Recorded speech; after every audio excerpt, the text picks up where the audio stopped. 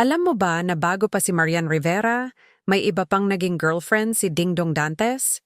Oo, kilala natin siya bilang ultimate leading man ng GMA, guwapo, matinee idol, at ultimate heartthrob.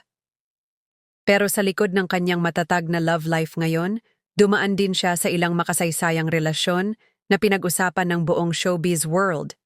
Kung curious ka kung sino-sino sila, panoorin mo to hanggang dulo dahil may mga detalye dito na siguradong ikagugulat mo. Unahin na natin ang first love, si Antoinette Taus. Sila ni Dingdong ay naging love team noong late 90s at early 2000s.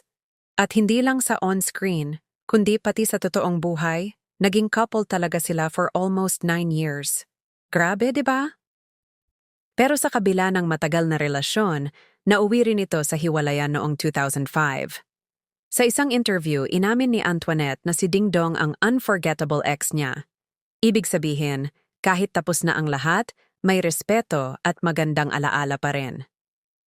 Next, si Karil. Nagkarelasyon sila ni Dingdong mula 2006 hanggang 2008. Kung naalala mo ang Encantadia Days at iba pa nilang shows, sobrang kilig ang dala ng tambalang ito. Pero naging controversial din ang breakup nila. Marami ang nag-isip na may third party involved, lalo na't nagsimula na ring i-link si Dingdong kay Marian Rivera noong panahong iyon. Pero sa kabila ng lahat, naging classy si Karil.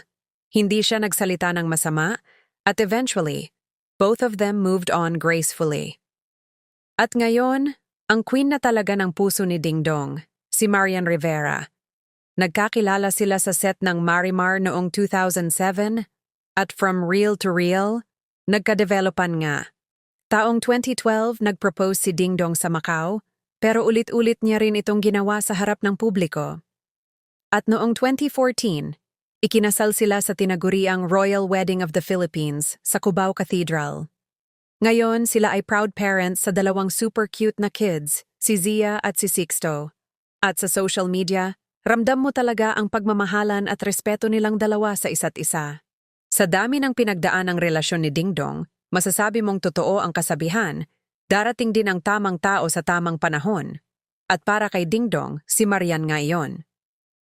Pero kung titingnan mo ang mga naging ex niya, walang masama. Sila'y may kanya-kanyang kwento, kabutihan, at naging bahagi rin ng paghubog sa kanya bilang tao. Ikaw, sino sa mga ex ni Dingdong ang pinaka-naaalala mo? At anong masasabi mo sa love story nila ni Marian?